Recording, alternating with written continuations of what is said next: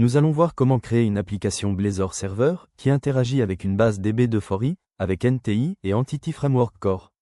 Nous implémenterons un CRUD simple, généré automatiquement par EF Core, afin de manipuler des données de produits et de catégories, sans écrire la moindre requête SQL. On crée dans Visual Studio une application Blazor Web App avec .NET 8.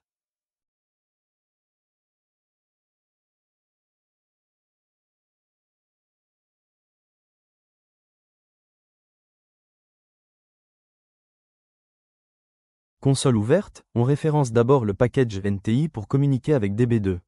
Notez que vous pouvez aussi l'installer manuellement depuis le gestionnaire de package.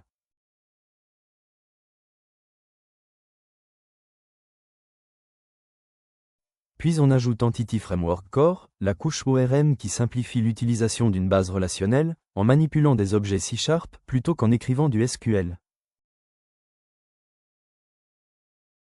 Et enfin l'outil Design, en version 8.0.11, pour les migrations. Attention, la version du package Microsoft Entity Design doit toujours correspondre à celle d'Entity Framework. Si l'on prend la toute dernière version sans vérifier, les migrations ne fonctionneront pas. Dans le fichier appsetting.json, on déclare « default connection » avec l'hôte, l'utilisateur, le mot de passe et la base de données. Dans notre exemple, elle s'appellera NTI DemoDB.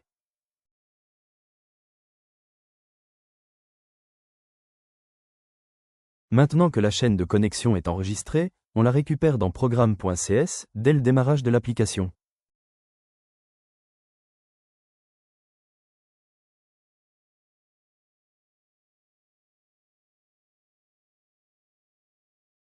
On déclare ensuite un DB Context Factory pour AppDB Context et on appelle useNTI avec cette chaîne.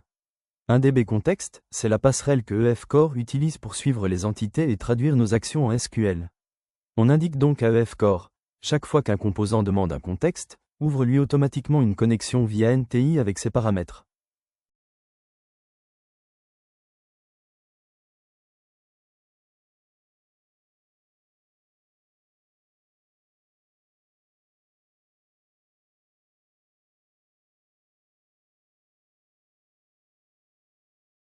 Nous venons d'enregistrer AppDB Context, mais son fichier n'existe pas encore. On crée donc un dossier modèle, à la racine du projet, et on y ajoute la classe AppDB Context.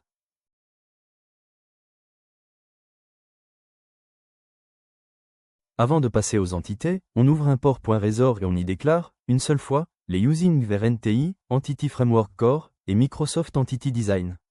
Tous nos composants resort profiteront alors de ces espaces de nom sans répétition.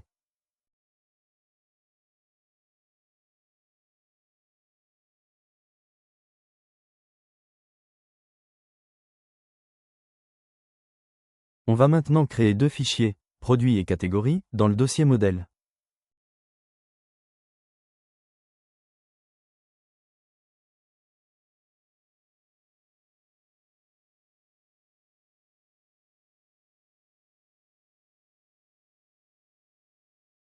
Dans Produits, on pose un identifiant numérique, un nom, une description facultative, un prix décimal, et surtout la propriété de navigation qui pointera vers sa catégorie.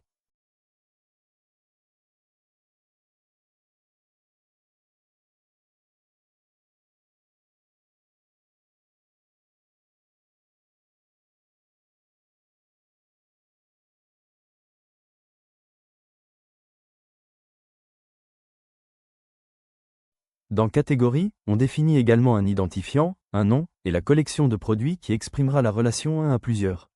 Ainsi, dès que ces deux classes seront déclarées dans le contexte, Entity Framework saura créer les tables correspondantes et gérer le lien entre elles.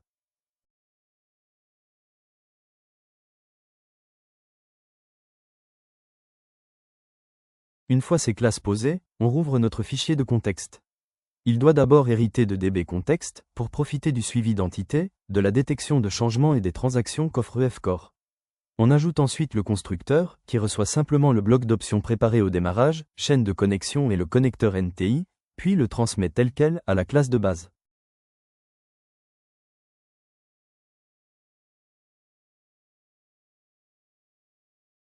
On y enregistre ensuite les deux ensembles de données, les DB7, produits, et catégories, qui signalent à EF Core qu'il doit créer et gérer les tables correspondantes.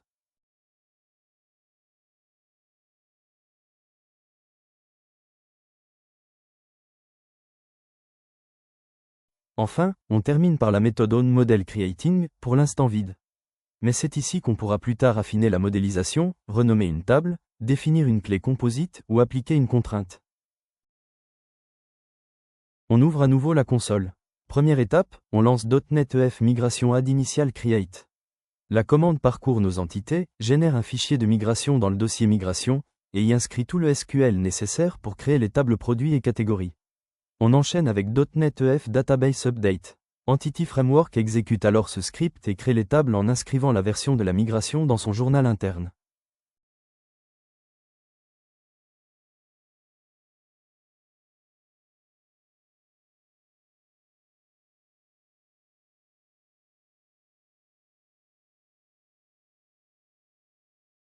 Un rapide coup d'œil dans ACS confirme que les deux tables viennent d'apparaître, et la structure du catalogue est désormais en phase avec le modèle C#. Au passage, EF Core a aussi déposé un fichier de migration dans le dossier migration. La méthode up décrit la création des tables, de la clé étrangère et de l'index, tandis que la méthode down prévoit l'opération inverse au cas où l'on souhaiterait annuler la migration. Juste avant le démarrage de l'application, nous allons insérer quelques données. On ouvre un scope de service, on récupère le contexte et, s'il n'y a encore rien en base, on insère 3 catégories et 6 produits qui pointent chacun vers l'une de ces catégories.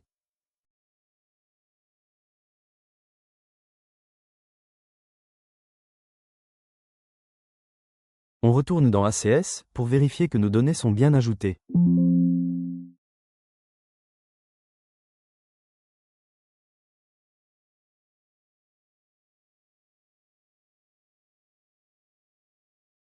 Après suppression du jeu de données, paramétrons notre nav menu afin qu'il pointe sur la future page index de notre CRUD, qui contiendra le tableau avec nos produits.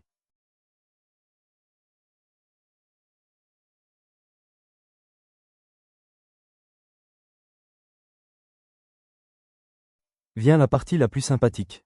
Clique droit sur le dossier composant, ajouter, nouvel élément généré automatiquement.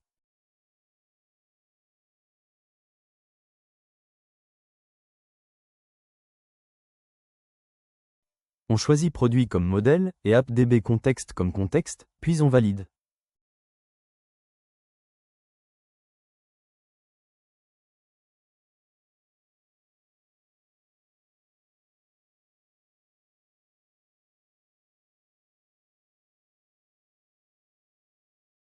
Visual Studio génère aussitôt 5 fichiers: index, create, edit, détail et delete.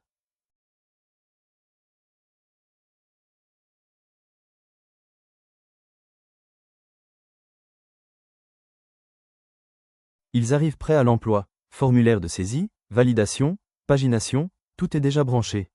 On compile, on lance notre application, on clique sur le nouvel onglet du menu. La grille s'affiche instantanément et dialogue sans broncher avec les tables DB de Fori. Aucun SQL à taper, la couche NTI transmet les requêtes, l'ORM fait le reste. C'est bluffant de voir un CRUD complet se faire en quelques secondes sur une base IBMI.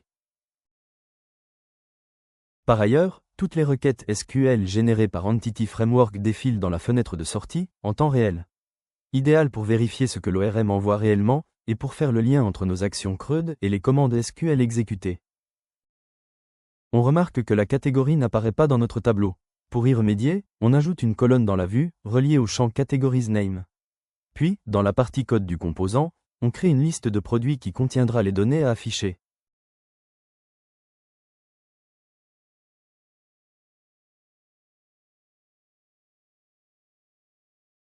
Ensuite, on modifie la requête. Au lieu de charger les produits seuls, on les récupère avec un include sur la navigation Categories.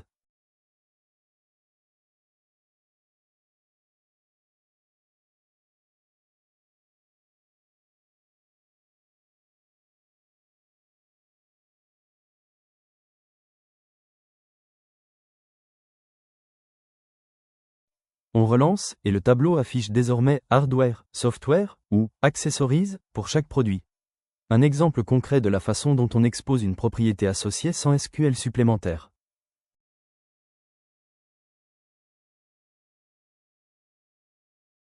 Si l'on souhaite enrichir le modèle avec, par exemple, une commande, on applique exactement le même principe. On crée un fichier commande contenant 3 propriétés simples: un identifiant, la date de la commande et le montant total.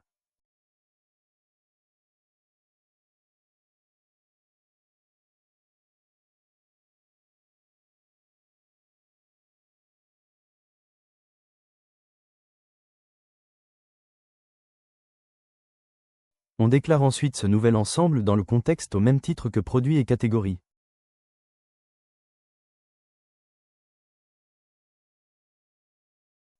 Il ne reste plus qu'à lancer .NET EF Migration Add New Entity pour générer le script correspondant.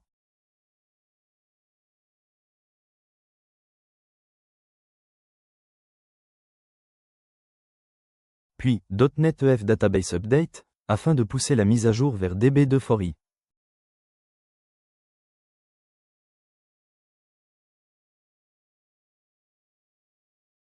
En quelques secondes, la table order apparaît dans ACS. Preuve qu'étendre le schéma ne demande guère plus que la création d'une classe et 2 commandes.